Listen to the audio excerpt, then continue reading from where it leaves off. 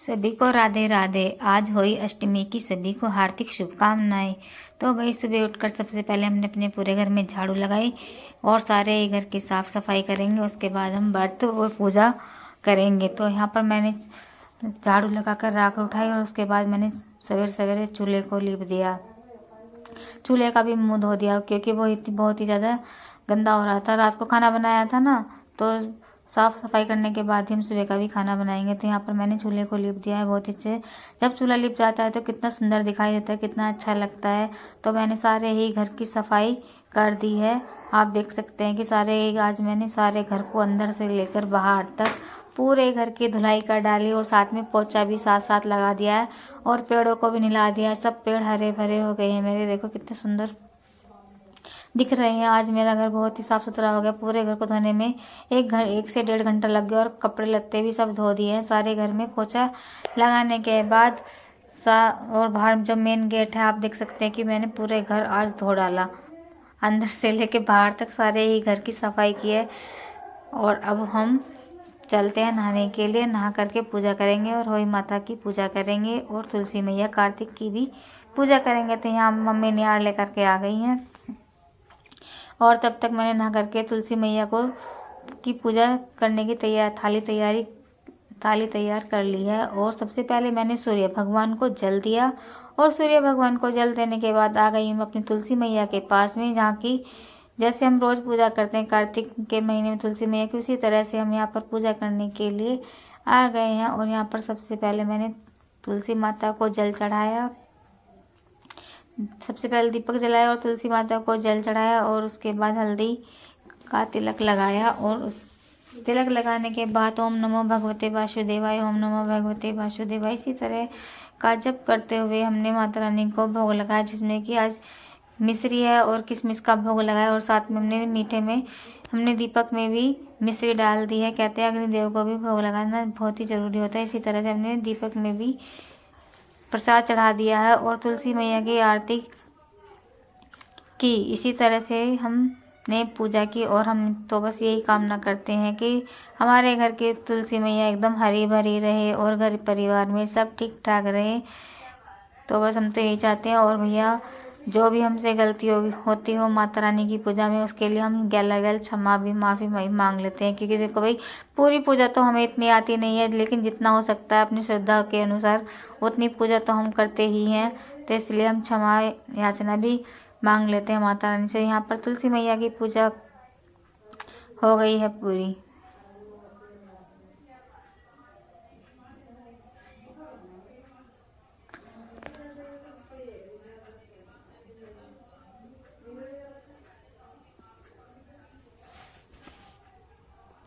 बहुत ही अच्छा लगता है कि जब घर में तुलसी मैया की पूजा होती है और घर में दीपक जला रहता है ना, तो बहुत ही सुंदर लगता है तुलसी माता की पूजा करना।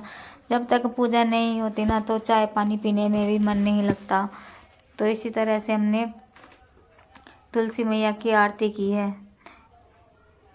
आप मुझे कमेंट्स करके बताना कि कार्तिक के महीने में कौन कौन पूजा करते हैं और किस तरह से पूजा करें। प्यारा सा कमेंट्स करके मुझे ज़रूर बताना कि हमारे कार्तिक के महीने में जब पूजा की जाती है कि सही हो रही है या नहीं हो रही है। आप प्यारा सा कमेंट्स करके मुझे ज़रूर बताना। तो इसी तरह से हमने सारी ही पूजा आरती वगैरह कर ली है और फिर अब अपने घर के मंदिर में भी चलते हैं कि वहाँ पर हमने सबसे पहले महादेव की और शेरावाली मैया की भी पूजा कर लेते हैं। तो देखना मेरे तो घर की तुलसी कितनी हरी भरी और कितनी सुंदर दिखाई देती है। घर के आंगन में तुलसी लगी होती है तो मन एकदम खुश रहता है। जब सुबह को उठकर दर्शन करते हैं तो बहुत ही ज़्यादा अच्छा लगता है कि हरी भरी तुलसी को देखकर मन खुश हो जाता है। तो यहाँ आ गए अपने घर के मंदिर में पूजा करने के लिए। तो उसके बाद हमने अपने शिव जी की पूजा करी, महादेव की, और फिर उसके बाद शेरावाली की भी पूजा की। यहाँ पर भी हम मैया माता रानी का तिलक किया और मिश्री और किशमिश का भोग लगाकर दीपक जलाया और फिर आरती पूजा की। और बहुत ही अच्छा घर भी महक जाता है। सारे घर की साफ सफाई करने के बाद तो हमारी सुबह की ये पूजा हो गई है और मिश्री का और इनका सबका भोग लगाकर माता रानी की आरती की।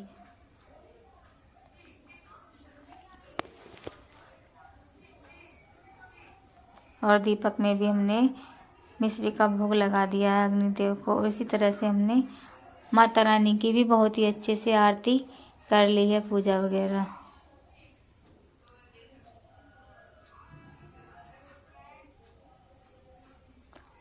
तो यहाँ पर दोपहर के बाद फिर मम्मी ने भरी है जेगड़ और मैंने टांग दिया होई माता का कैलेंडर। तो देख सकते हैं कि होई माता का कैलेंडर कितना सुंदर है, कितनी होई माता क्यूट लग रही हैं। तो यहाँ पर मम्मी ले आई हैं जेगड़ को भर करके और मैंने टांग दिया है यहाँ पर कैलेंडर। और होई माता की पूजा भी शुरू हो गई है। और सबसे पहले हमने धूप बत्ती जला करके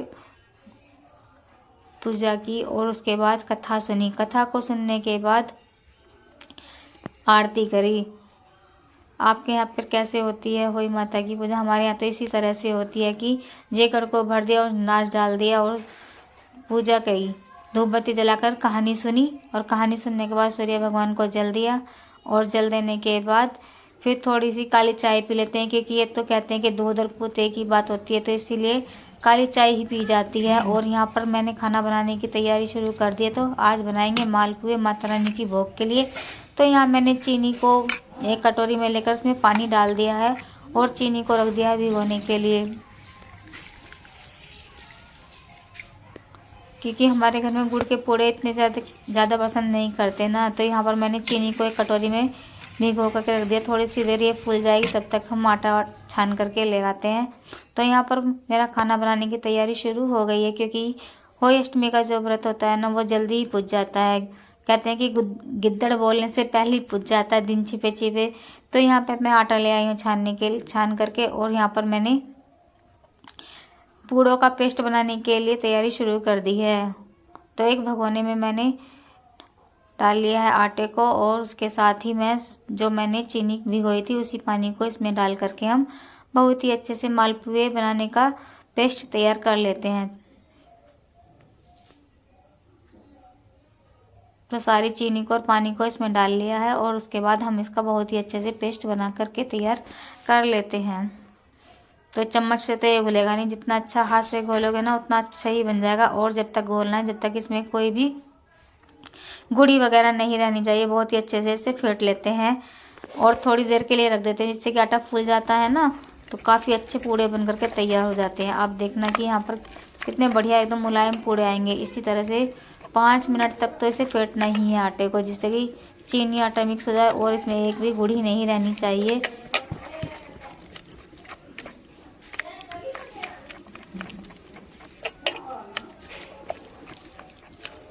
आप देख सकते हैं कि आटा कितने बढ़िया से घुलकर तैयार हो गया है, एक भी लम्स भी नहीं रहा। और 10 मिनट के लिए हम इसे ऐसे ही छोड़ देंगे तो इससे पूरे मुलायम हो जाएंगे। इसमें कुछ खाने का सोडा वगैरह के डालने की भी कोई ज़रूरत नहीं है। इसी से देखना कि यार कितने बढ़िया पूड़े बन करके तैयार होंगे। तो यहाँ पूड़ा का पेस्ट घोल लिया और आलू मेरे उबल चुके हैं, क्योंकि भाई सबने, किसी को आलू की कचौरी खानी है, किसी को ब्रेड पकौड़े खाने हैं। मैंने कहा कि आज सभी की फरमाइश को पूरा कर देते हैं, क्योंकि पिट्ठी तो बनी रही है। तो यहाँ पर मैंने इतने आलू उबलते हैं इतने मैंने आटे को भी मान लिया है।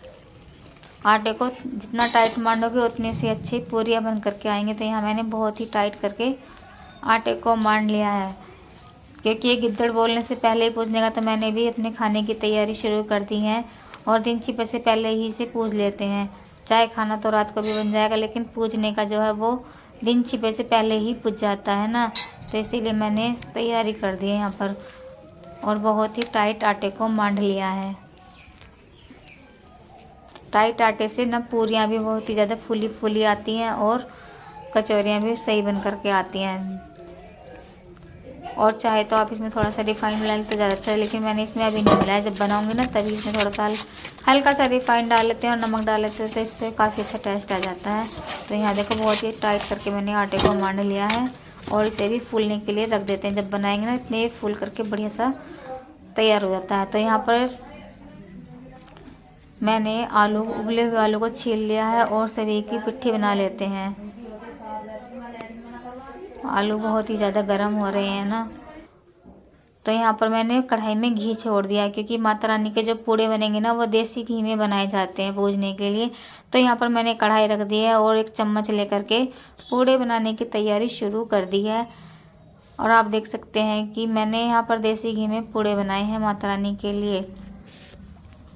और एक एक करके हम इसमें छोड़ते जाएंगे सभी पूड़ों को। जितना भी तेल हो जगह होगी ना कढ़ाई में, उतने ही पूड़े हम इसमें डालते जाएंगे और सारे पूड़े इसी तरह से बनाएंगे माता रानी की भोग के लिए।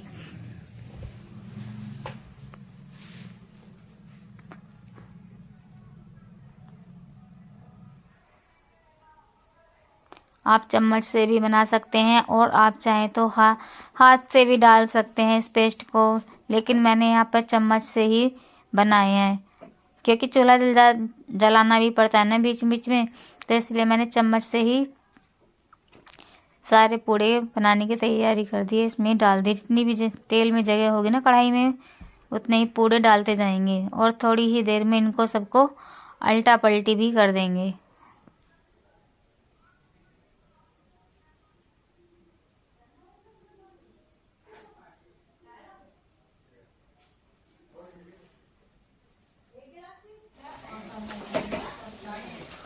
तो यहाँ पर सभी पूड़े बनने की तैयारी शुरू हो गई है।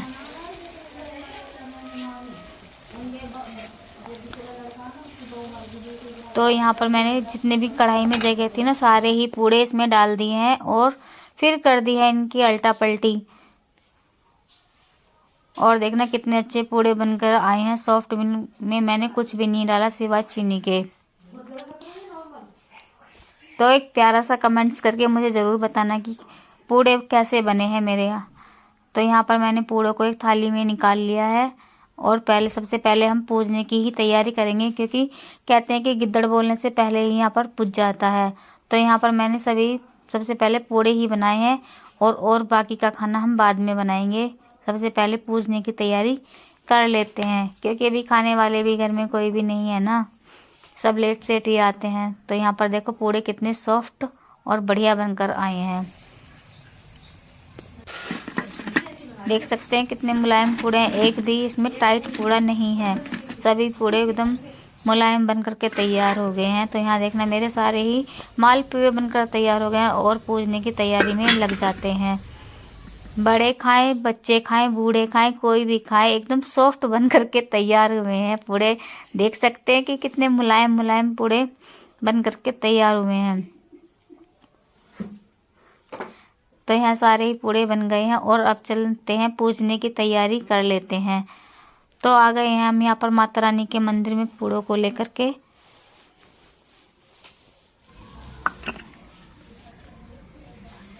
तो पूड़े तो रखाए हम मंदिर में, लेकिन सबसे पहले यहाँ पर जो मेरा घी बच गया था ना, इसमें मैंने आलू की पिट्ठी भी छोंक देते हैं ताकि अब घी वेस्ट नहीं जाना चाहिए। इसलिए मैंने यहाँ पर पहले आलू की पिट्ठी को भी इसमें छोंक दिया है, फ्राई कर लिया कि, और उसके बाद हम पूजने की तैयारी कर लेते हैं। बाकी की खाना हम बाद में ही बनाएंगे। तो यहाँ पर स्टफिंग छुपकर तैयार हो गया। इसमें हम थोड़े से ब्रेड पकौड़े और थोड़ी सी कचौरी, सभी की ही फरमाइश को पूरा कर देंगे। बच्चों का त्योहार का दिन है तो किसी को भी हम निराश नहीं करेंगे, चाहे खाना थोड़ा लेट बन जाए, लेकिन किसी को भी निराश नहीं करेंगे। तो आ गए हम यहाँ माता रानी के मंदिर में अपनी थाली लेकर पूड़ों की, और होई माता की पूजा की तैयारी शुरू हो गई है। देखो जोत कितनी अच्छे से आई है। मम्मी आ गई हैं पूजने के लिए और मम्मी ने दीपक जलाकर जोत करी है, तो बहुत ही अच्छे से जोत आ गई है। माता रानी की जय हो। और यहाँ पर हमने सभी माता रानी को पूड़ों का भोग लगाया है और यही कामना करते हैं कि सभी बच्चे घर में ठीक ठाक रहें और सभी की गोद भर जाए। माता रानी से यही कृपा करते हैं। और सबने जोत ले ली है। इसी तरह से हमारे यहाँ माता रानी की होई अष्टमी माता की पूजा की जाती है। और यहाँ पर पूड़ों का सभी को भोग लगा दिया है, और जो भी गलती हो जाती है उसी के लिए हमने क्षमा भी मांग ली है कि पूजा में कोई गलती हो जाए तो इसके लिए माता रानी हमें क्षमा करेगी। और उसके हमने पानी का भी भोग लगा दिया है। तो यहाँ पर पूजा हो गई है पूरी,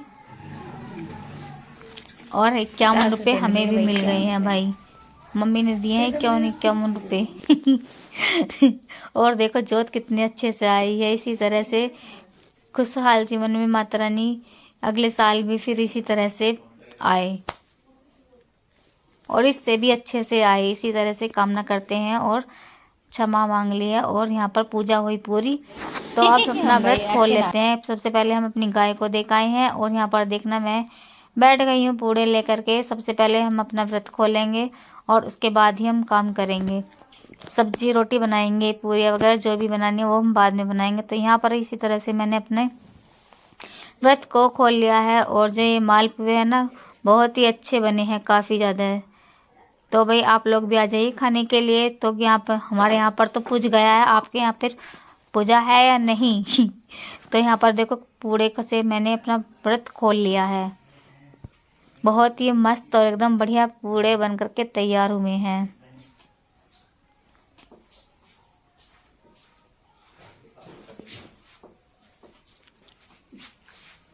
और पूड़े खाने के बाद अब चलते हैं सब्जी बनाने के लिए। तो यहाँ पर मैंने आलू गोभी की सब्जी बनाने के लिए जा रहे हैं। तो यहाँ पर मैंने फूल गोभी की सब्जी है जो मैंने काट कर तैयार कर ली है। कितनी भी जल्दी लग जाते हैं खाना बनाने के लिए, फिर भी काफ़ी अंधेरा हो ही जाता है। तो यहाँ पर मैंने गैस पर काम करना शुरू कर दिया। तेल चढ़ाया और जीरा डालकर सभी नमक मिर्च मसाले डाल दिए और साथ में मैंने टमाटरों को भी डाल दिया है। और इसी तरह से थोड़ी सी देर इसमें खत्ती के लगाएंगे और उसके बाद हम सब्जी को छोड़ देंगे कढ़ाई में। तो खत्ती पड़ चुकी है और सब्जी बनने के लिए सब्जी डाल दी है। धुली हुई सब्जी मैंने इसमें डाल दी। सब्जी को कई बार अच्छे से धोया, साफ सुथरा करके सब्जी को डाल दिया है। और सब्जी को थोड़ी देर मसाले में ही पकाएंगे ना, तो सब्जी काफ़ी अच्छे से बन कर के तैयार हो जाएगी। तो यहाँ पर मेरी सब्जी थाली लग चुकी है भाई। तो साथ में ब्रेड पकोड़े हैं, आलू गोभी की सब्जी है, पूरी है और कचौरियाँ हैं और मालपुए हैं। तो थाली लग चुकी है भाई। आप लोग भी आ जाइए खाने के लिए। और वीडियो अच्छी लगी हो तो एक प्यारा सा कमेंट्स करके ज़रूर बताना कि कैसी लगी है। और वीडियो को लाइक और सब्सक्राइब करना बिल्कुल भी नहीं भूलें। मिलते हैं अगले ब्लॉग में, तब तक के लिए सबको टाटा बाय बाय। और यहाँ पर मैंने अपना खाना शुरू कर दिया है। तो खाना बहुत ही अच्छा बना है। तो भाई आ जाइए खाने के लिए। और हमें लगी है बहुत ही ज़्यादा भूख।